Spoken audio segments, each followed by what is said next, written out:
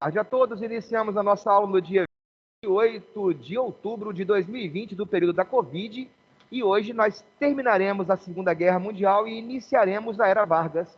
Lembrando que a sua próxima prova será justamente regimes totalitários, Segunda Guerra Mundial e Era Vargas, até onde nós formos em sala de aula, valeu? Vou iniciar agora o espelhamento do material para os senhores. Tá aqui, pá. Calma aí que já vai abrir, show de bola. Já abriu o material aqui, vou colocar em tela cheia. E nós paramos lá na rendição japonesa. Vamos lá para o final. Bem, eu falei com vocês na aula passada que a guerra ela acabou primeiro na Europa, beleza? A guerra acabou primeiro na Europa com a rendição da Alemanha, suicídio de Hitler, a guerra acaba. No entanto, as guerras no Pacífico não acabaram. O Japão continuava a resistir na Segunda Guerra Mundial como o único representante do eixo ainda de pé.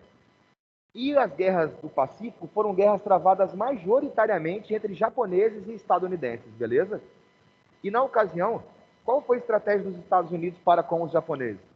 O Japão é uma ilha muito pequena que quase não tem matéria-prima essencial para se manter numa guerra. Então, ferro, carvão, gás, petróleo, aço. Se você não tem essas coisas, você não se mantém numa guerra. Qual era a estratégia do Japão? Invadir uma série de territórios para conseguir ter esses objetivos alcançados. Qual foi a estratégia dos Estados Unidos? Vou invadir esses territórios que o Japão invadiu. Porque se eu dominar essas áreas invadidas pelo Japão, eu corto as linhas de abastecimento do Japão. E o Japão, sem ter ferro, aço, gás ou petróleo, não tem como continuar produzindo para a guerra. Não tem como continuar na guerra, porque como que você vai utilizar os seus veículos se não tem combustível? Como você vai continuar utilizando? Como você vai continuar na guerra se não tem munição, se não tem armamento? Então, os Estados Unidos imaginavam que conseguindo cortar os suprimentos de matérias-primas essenciais do Japão, o Japão se renderia. Aí que veio a parada, o Japão não se rendeu. O Japão não se rendeu e passou a adotar uma tática que é a tática chamada de ataques suicidas ou ataques kamikaze. O Japão imaginava que esses ataques kamikaze iriam minar o moral dos Estados Unidos, que acabaria por ofertar ao Japão uma rendição honrosa, sem grandes perdas, né? E os japoneses começaram a fazer esses ataques kamikaze, que inicialmente deram muito certo, né? Lembrando que a maioria dos ataques kamikaze eram feitos com aviões que se jogavam sobre navios dos Estados Unidos, mas você pode fazer um ataque kamikaze a pé, com a granada, com um tanque, com um jipe, com um navio, com um submarino, desde que você cause danos no inimigo, né, e você venha a óbito nesse processo, você é um kamikaze, beleza? O que os Estados Unidos fizeram na época? Os primeiros ataques kamikaze, como eu disse, deram muito certo. Até porque foram quase 40 mil pessoas que morreram em ataques kamikazes do Japão. Porque os caras viam aqueles aviões japoneses se aproximando, mas os aviões não atiravam. E daí a pouco você via o avião pirulitando em 90 graus em cima do seu navio. Os navios não atiram em 90 graus. Então os primeiros ataques deram bastante certo. Mas com o tempo, os porta-aviões passam a ter baterias antiaéreas poderosíssimas e, como eu já disse, são porta-aviões. Assim que aparecia no radar um avião japonês se aproximando, um avião do porta-aviões alçava voo para poder interceptar o cara no céu e tentar abatê-lo antes que ele se jogasse sobre o navio. Mesmo conseguindo, meu velho, mesmo se todos os ataques kamikazes do Japão atingissem um navio cada um, mesmo assim o Japão não conseguiria vencer a guerra. E aí, na época, diante dessa continuidade dos ataques kamikazes do Japão sobre os Estados Unidos, diante da impossibilidade, da negativa do Japão de assinar a rendição, o presidente Harry Truman, que era o cara que assumiu o poder nos Estados Unidos com a morte do Franklin Delano Roosevelt, que morreu de poliomielite, o Harry Truman vai autorizar ataques mais pesados no Japão. Lembrando que o primeiro ataque pesado do Japão, no Japão, quase não existe nos livros de história. O primeiro ataque grandioso no Japão não foi um ataque nuclear, foi um ataque incendiário. Foram milhares de toneladas de bombas de napalm e fósforo branco que choveram sobre Tóquio durante horas à noite, numa noite que ventava muito, sendo uma cidade que na época era feita basicamente de madeira, de bambu, de papel. Você jogar uma bomba incendiária, uma bomba de napalm, uma bomba de fósforo branco, com muito vento, meu filho, foram simplesmente mais de 100 mil pessoas mortas, queimadas. Para você ter uma leve ideia, se você estiver pegando fogo por causa de napalm, você foi atingido por napalm, está pegando fogo. E aí você sai correndo e se joga num lago, se joga na praia, se joga no rio, joga na água, o fogo não apaga. Como é que é? Ó? Quer dizer que eu estou pegando fogo, e se eu me jogar dentro da água, o fogo de napalm não apaga? Não apaga. Se tiver oxigênio, o napalm continua queimando. Como tem oxigênio na água, o napalm vai continuar queimando. Ele vai queimar até a água, como eu estou te dizendo. Ou então, como que faz para apagar? Ou depois que consumir todo o combustível, ou quando você cortar o fornecimento de oxigênio. Né? E como que você faz isso? Se você estiver pegando fogo de napalm, por exemplo, se enrola num tapete, se enrola num cobertor. Abafa o oxigênio que está em contato com a pele e apaga o fogo, beleza? Mas mesmo depois de ter atacado o coração do Japão, Tóquio, e ter queimado vivo mais de 100 mil pessoas, mesmo assim os japoneses continuavam na guerra, continuavam com ataque kamikaze. E aí, o Harry Truman vai autorizar os ataques nucleares no dia 6 de agosto sobre a cidade de Hiroshima e no dia 9 de agosto sobre a cidade de Nagasaki. Essa imagem que os senhores veem agora é a imagem de pilotos kamikazes japoneses antes de partir. Era muito comum essas fotos que ficavam como memória. Observa que são pilotos kamikaze que têm espadas samurai. É interessante isso, sacou? Ou seja, aquele estilo, né? O estilo de vida do samurai, o Bushido, a ideia de você dar a vida pelo império, dar a vida por seu governante, dar a vida pelo seu país, é algo que vivia no imaginário de quem é um piloto kamikaze. Vão tomar um copão de saquê para poder dar uma disposição maior e esquentar o peito. E aí, hoje de manhã, o menino perguntou assim, por que eles vão ser pilotos kamikaze e vão entrar num avião igual esse que você está vendo aí apontando o bico para baixo, esse avião com as bolinhas vermelhas, é um zero, avião japonês. Observa ele descendo num ângulo de 90 graus. É claro que se um avião desse atinge o alvo, o piloto morre, né? E aí o menino perguntou, por que eles vão usar capacete se eles vão morrer? É porque, se observa a cabine desse avião como é que era. Não tinha o isolamento térmico que as cabines têm hoje. Então, como esses aviões vinham voando muito alto, para não serem vistos, quando você voa em altas altitudes, a temperatura cai muito. E aí você começava literalmente a congelar. E se você começa a congelar a orelha, nariz, dedo, mão, você não vai ter habilidade para conseguir atingir o alvo. Então se tomava um saquê para poder esquentar o corpo e se usava esses capacetes e essas roupas para poder agasalhar o piloto para não se congelar até que ele atingisse o alvo, beleza? Esse é o Enola Gay, esse é o avião que vai transportar a primeira bomba atômica que vai atingir Hiroshima. E aí você está vendo aí, ó, no dia 6 de agosto, o ataque atômico a Hiroshima com essa bomba de baixo, que é o Little Boy, beleza? E no dia 9 de agosto, o ataque sobre Nagasaki, com essa bomba de cima, a bomba maior, que é a Fat Man, beleza? E no dia 2 de setembro, o Japão acaba por assinar sua rendição de forma incondicional. Ou seja, eu aceito tudo que vocês querem, desde que vocês parem de bombardear o meu país, beleza? Cogumelo atômico de Hiroshima, à esquerda.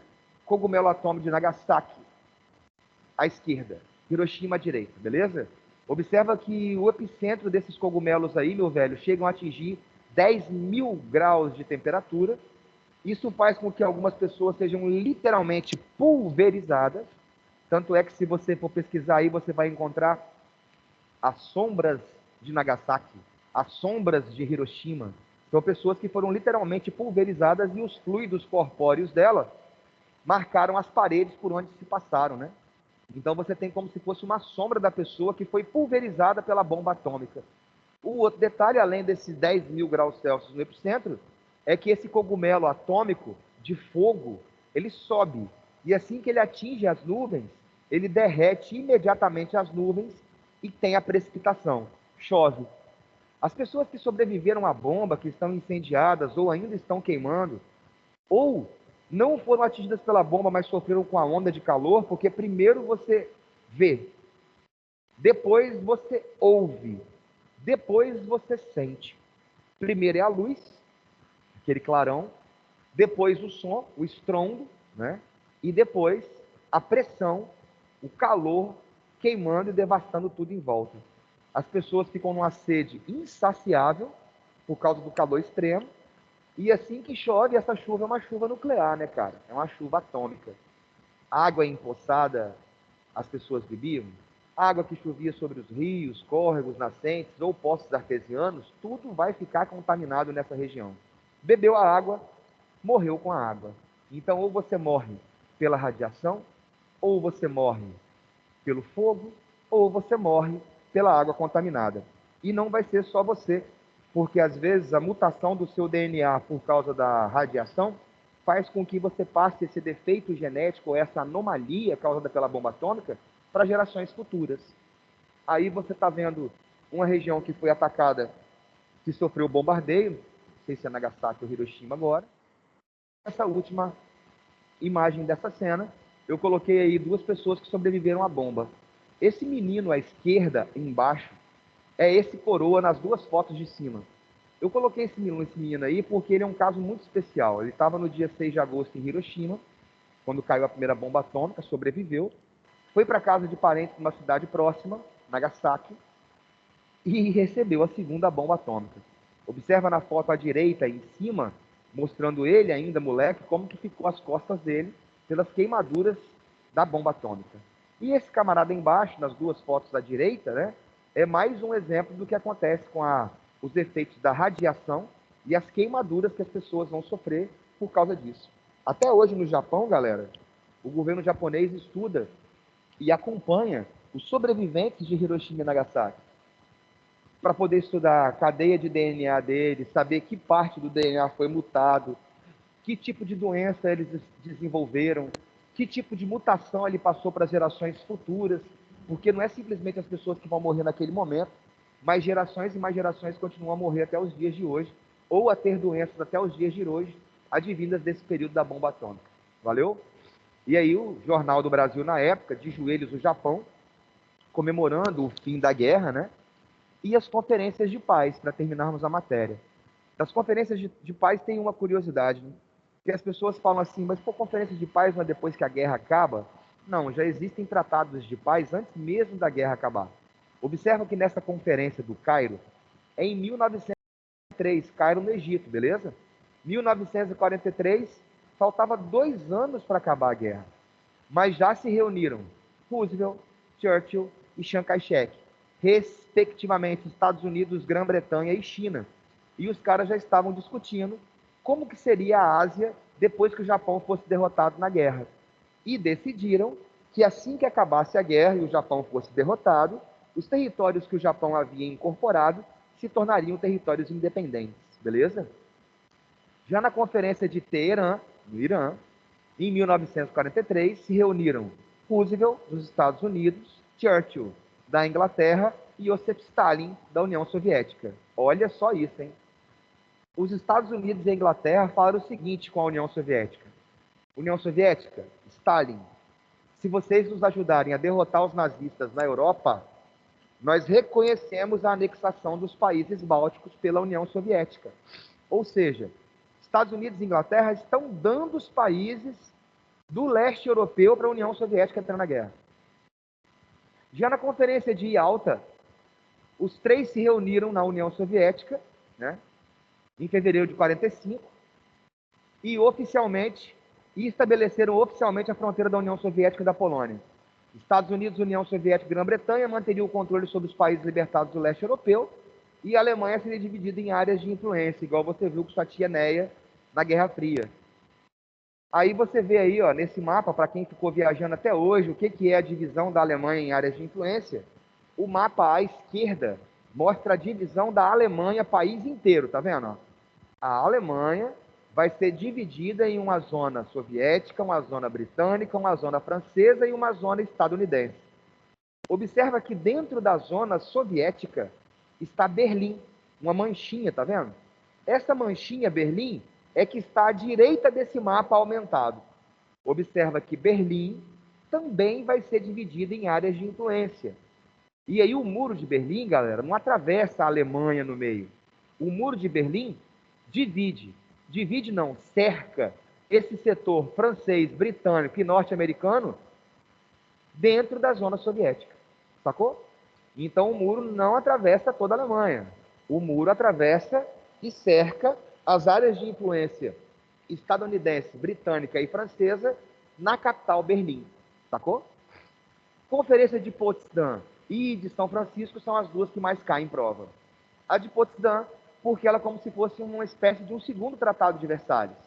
Na Conferência de Potsdam, a Alemanha é culpada pela guerra e ela vai ter que pagar uma indenização de 20 bilhões de dólares aos vencedores. Além disso, a indústria de guerra alemã fica proibida. Além disso, vai se promover o julgamento dos criminosos de guerra nazistas no Tribunal de Nuremberg. Nuremberg era a principal cidade alemã onde se faziam os comícios e as passeatas e toda a festividade nazi. Vai ser justamente onde se comemorava a ascensão do nazismo que você vai ter o julgamento e a execução dos criminosos de guerra nazistas. E, claro, confirma a Alemanha dividida em 4 zonas de influência. Só uma curiosidade. A Alemanha foi proibida de produzir arma depois da Primeira Guerra Mundial. Voltou a produzir. A Alemanha foi proibida de produzir arma depois da Segunda Guerra Mundial. E me pergunta hoje quem é o país que mais produz armamento na Europa ocidental? A Alemanha, justamente. E a Conferência de São Francisco ela é famosa porque ela faz a Liga das Nações virar a ONU, organismo internacional que existe até os dias de hoje, que tem o intuito de manter a paz mundial. Beleza? Nós encerramos a nossa matéria sobre Segunda Guerra Mundial aqui. Vou ver se alguém tem alguma dúvida, né? Pelo jeito não, deu para entender tranquilidade que a gente estava falando. E eu já vou espelhar a matéria a nossa próxima matéria. Nossa próxima matéria é sobre Era Vargas. E vamos lá. Lembrando que esses conteúdos já estão no blog sobre Era Vargas. Basta os senhores ir lá e baixar esse conteúdo, valeu? Vou espelhar agora sobre Era Vargas. Mas onde? Por que a gente vai sair de Segunda Guerra Mundial e vai lá para a história do Brasil na Era Vargas? Basta você observar essa tela que aparece para você agora que você vai ver por que nós vamos estudar esse período. O período que você acabou de estudar em História de Geral não foi a crise de 29, os regimes totalitários e a Segunda Guerra Mundial? Tudo isso acontece nesse intervalo, de 1930 a 1945. Então, aquilo que você viu que estava acontecendo no mundo, você vai ver agora o que está acontecendo no Brasil. Beleza? Show de bola? Vamos lá. Essa tela já é uma tela interessante, porque ela mostra o Getúlio Vargas em seus vários momentos. Da esquerda para a direita. O Getúlio Vargas da esquerda para a direita, hein? O Getúlio Vargas, primeiro vestido de uniforme militar, foi a época do golpe de 1930. Depois, a segunda figura, o Getúlio Vargas com uniforme não, né? Com paletó, com terno, com uma faixa presidencial no peito, né? É o momento do governo constitucional do Getúlio Vargas. O terceiro Getúlio Vargas que você vê de terno listrado é o momento que ele se torna um ditador no Estado Novo. O quarto, ele com esse cachecol no pescoço, é o momento que ele se ausenta do poder, né, da presidência, está no Rio Grande do Sul. E, por último, ele de pijama, com o revólver na mão, é quando ele retorna ao poder, vindo a cometer o suicídio, beleza? Esse camarada vai governar de 1930 a 1945 e depois volta em 1951 e se mata em 1954, no dia 24 de agosto de 1954. Mas não vamos matar o cara, né? Vamos começar. O Getúlio Vargas, esse camarada que você vê à direita aí, ó, esse camarada, ele nasceu no Rio Grande do Sul, veio de uma família de pessoas que tinham uma condição econômica muito significativa. A família dele era uma família de estancieiros, né? Ou seja, de pessoas que produziam, que criavam gado, né? Grandes proprietários criadores de gado. A família dele era originária não só de estancieiros, de produtores rurais, que vinham de famílias paulistas, mas também de imigrantes que vieram do Açores. Açores era uma região que era dominada por Portugal, na África. E aí, o que vai acabar acontecendo? Na época, o Getúlio Vargas se torna um presidente tão popular que nessa década de 30 era muito comum as pessoas tentarem explicar o indivíduo a partir da raça dele, né? Igual você viu aí em fascismo, nazismo, ideia de raça superior, antissemitismo. No Brasil também tinha. E quando foram avaliar a genética do Getúlio Vargas, de que raça ele era, como que ele conseguia convencer tantas pessoas de patamares diferentes da sociedade a apoiarem ele, né? E aí, quando falaram com o Getúlio de onde que ele era, qual que era a descendência dele, aí ele falou essa frase primeiro aí, ó. Nessa matéria de genealogia, é melhor não aprofundar muito, porque às vezes pode-se ter a surpresa de acabar no mato ou na cozinha. O que ele estava querendo dizer, de maneira sem ser tão preconceituosa, é que se você fosse avaliar os brasileiros e a sua genealogia, você ia encontrar nele não só traços europeus, mas também traços indígenas e africanos. Sacou? Esse camarada, ele vai iniciar os seus estudos nessa escola militar, né, lá no Rio Grande do Sul mesmo. Formando nessa escola militar, esse camarada vai cursar a faculdade de Direito, também em Porto Alegre, termina o curso de Direito e depois ele se lança na vida política como deputado estadual. Ganhou como deputado estadual, ganhou como deputado federal, foi convidado para ser ministro da Fazenda do último presidente do Café com Leite, que era o Washington Luiz, se tornou governador do Rio Grande do Sul e, em 1929, ele deixou o cargo de governador no Rio Grande do Sul para se candidatar à presidência da República justamente contra o café com leite, né? E é nesse momento que vem a entrada do Getúlio Vargas e eu queria que vocês estivessem bem atentos. Eu falei com vocês já que crises políticas e crises econômicas e crises sociais são totalmente interligadas. Se você viver um período de crescimento ou estabilidade econômica, você terá também a estabilidade social e, muito possivelmente, terá a estabilidade política.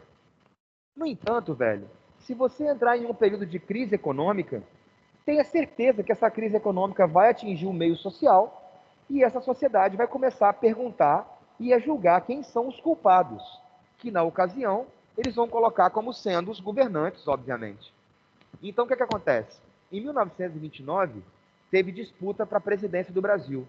Em 1929, acontece a crise. E o Brasil foi atingido em cheio pela crise de 1929. O que acaba acontecendo? Crise econômica gera crise social, que gera crise política. São Paulo e Minas Gerais, que governavam o Brasil desde muito tempo, na famosa política do café com leite, vão entrar em atrito.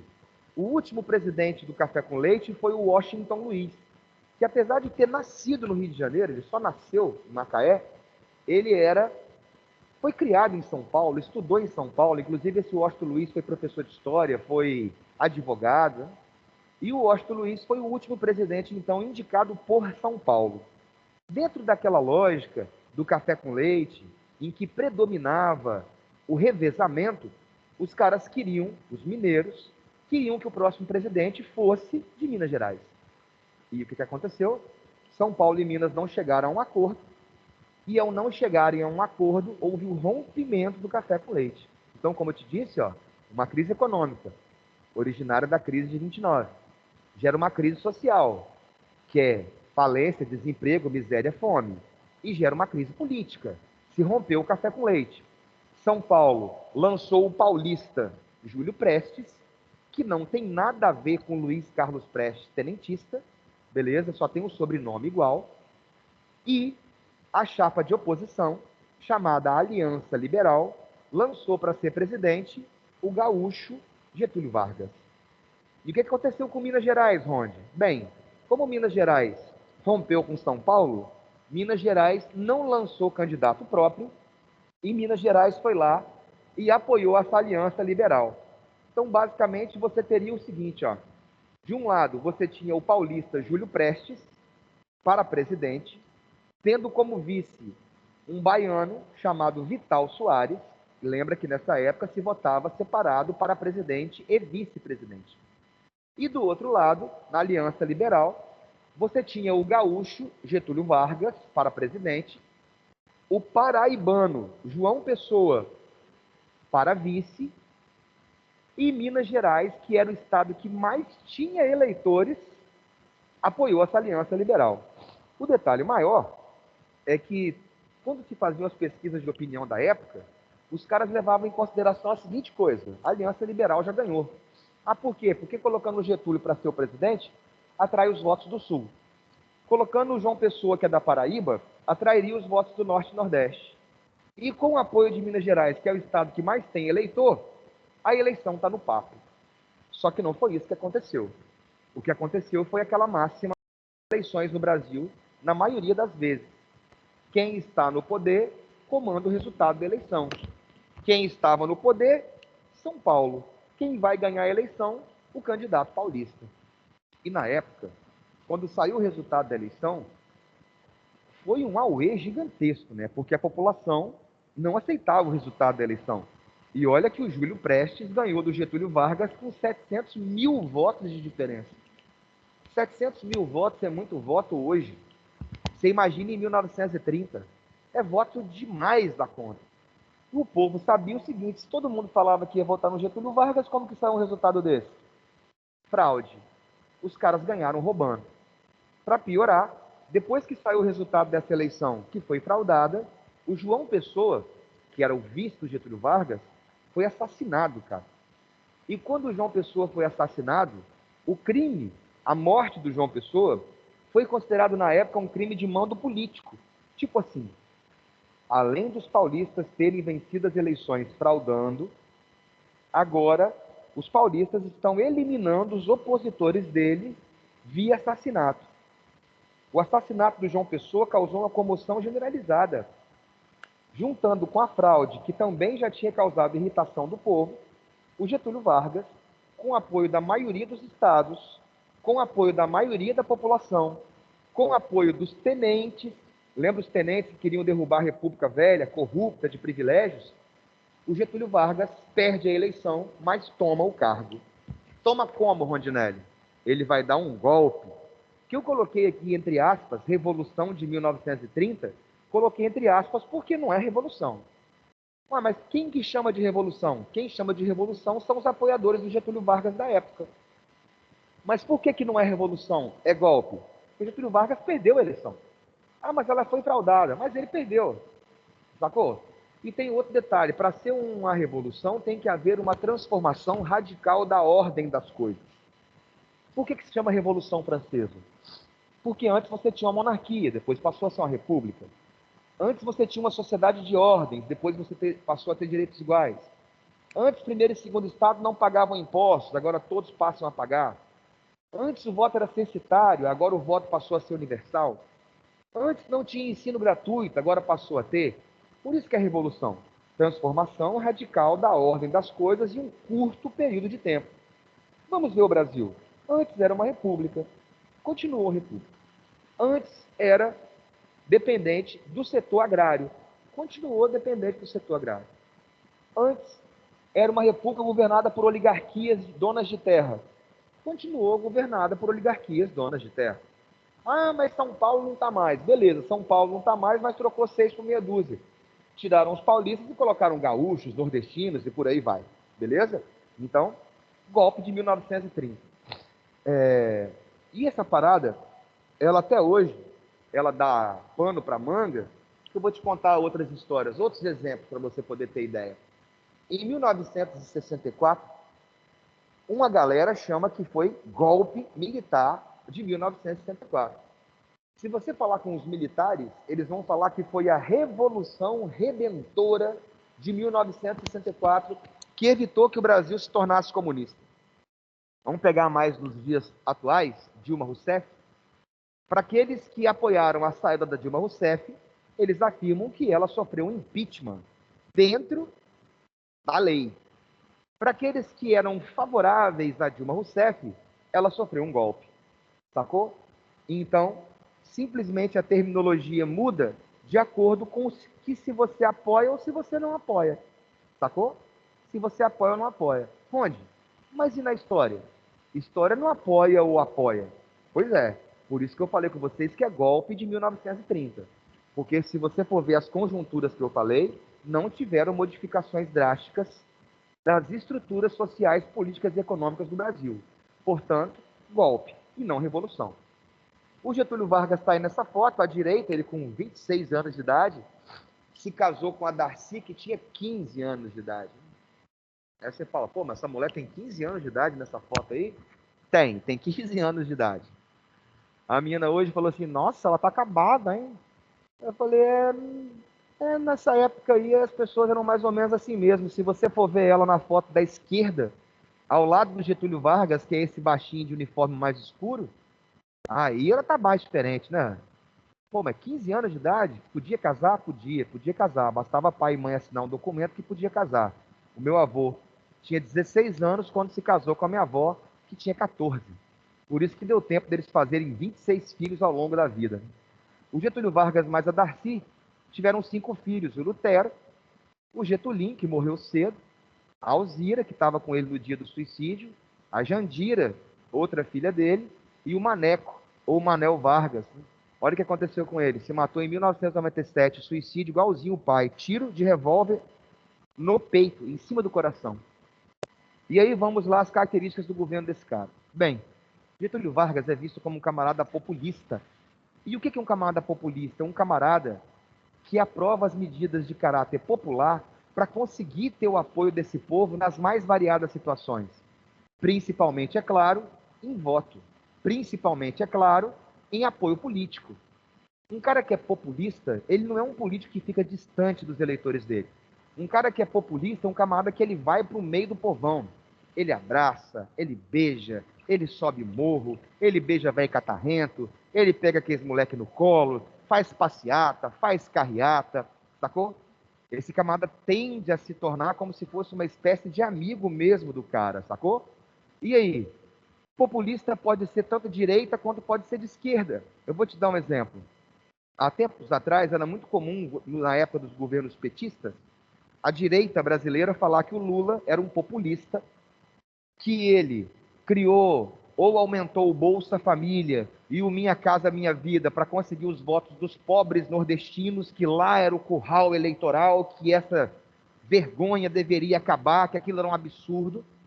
E aí nós sabemos que a era PT entrou em decadência, o último governo eleito foi um governo de centro-direita, que é o governo do PSL, do senhor Jair Messias Bolsonaro, e que quando as pessoas imaginavam, a galera da direita, que imaginava que com a eleição do Bolsonaro, essa característica populista iria acabar, não acabou. Ah, por quê? Porque o programa Minha Casa Minha Vida virou agora, meu camarada, Casa Verde Amarela. O programa que era o Bolsa Família virou Nossa Renda.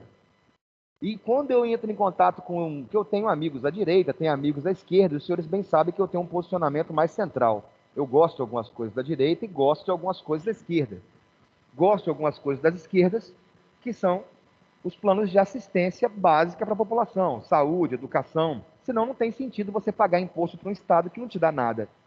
E eu gosto da direita no que diz respeito a ter um Estado menor, um Estado que não tem uma quantidade tão grande de demandas para ele tomar conta, beleza? Então, os setores que são de prestação de serviço poderiam ser privatizados, ou pelo menos a maioria deles poderiam. Esse é o meu jeito de olhar as coisas, né?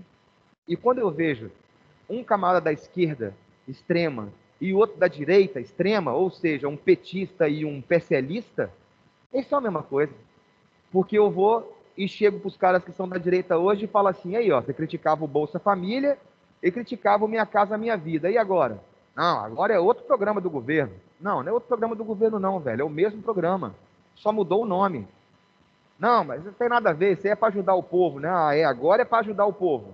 Agora os nordestinos não são curral eleitoral, não. Agora os nordestinos são eleitores, bons eleitores. O que eu estou querendo dizer?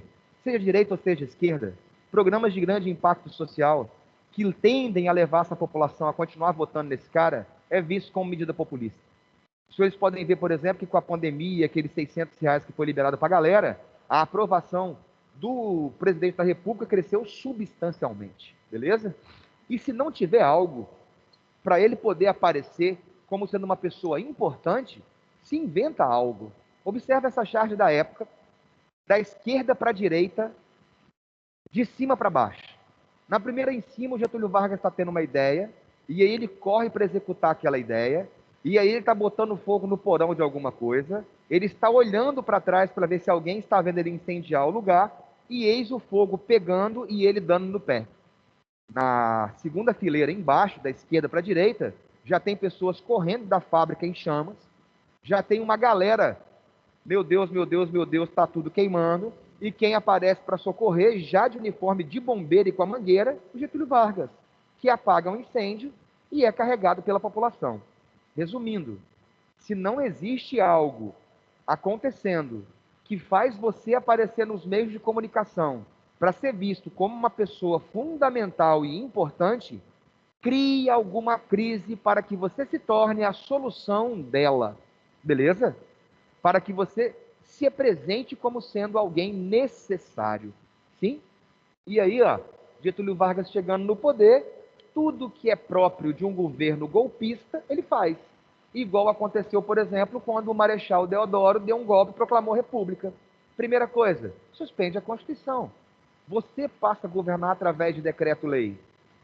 Depois, elimina a oposição. Não precisa de matar todo mundo. Basta fechar o Congresso Nacional, os governos estaduais, as prefeituras. Onde? Mas o cara vai governar sozinho? Não. O próximo passo é você ocupar esses espaços do poder que ficaram vazios com pessoas que apoiaram você ou que apoiaram o seu golpe, que nessa ocasião são chamados de interventores. Então, sempre é assim, tá? Suspende a Constituição, governa por decreto-lei, elimina a oposição e nomeia os caras que te apoiam para poder fazer parte do governo. E aí, nessa tela, algumas curiosidades do Getúlio. Getúlio Vargas era um camarada agnóstico, para não assumir que ele era ateu da Silva, né? Ah, por que ele não assumia? Porque um político que fala que é ateu, ele perde muito voto. Né? Fez um acordo com a Igreja Católica na época, onde ele introduziu o ensino religioso nas escolas públicas, e em troca a Igreja Católica falaria bem dele nas suas missas, né? Criou o Ministério do Trabalho, Indústria, Comércio, esses que você vê até hoje, e observe essa última frase. Continuou a política de valorização do café. Cuidado aí, porque essa política de valorização do café não é igual na República Velha, que tinha o convênio de Taubaté, que comprava todo o café que sobrava e estocava. Essa política de valorização do café com Getúlio Vargas é a eliminação dos estoques, milhões de sacas vão ser queimadas, e erradicação de parte dos cafezais. O Espírito Santo, por exemplo, erradicou mais de 60% das suas lavouras de café. Estoque queimado e lavouras em número menor, produção menor. O preço do café volta a subir. Beleza?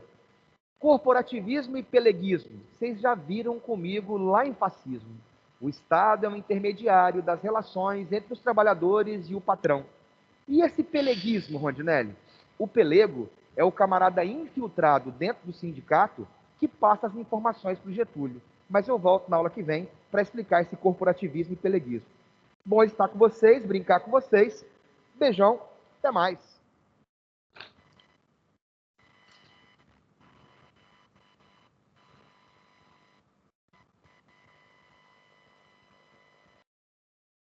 É isso aí, meu brother.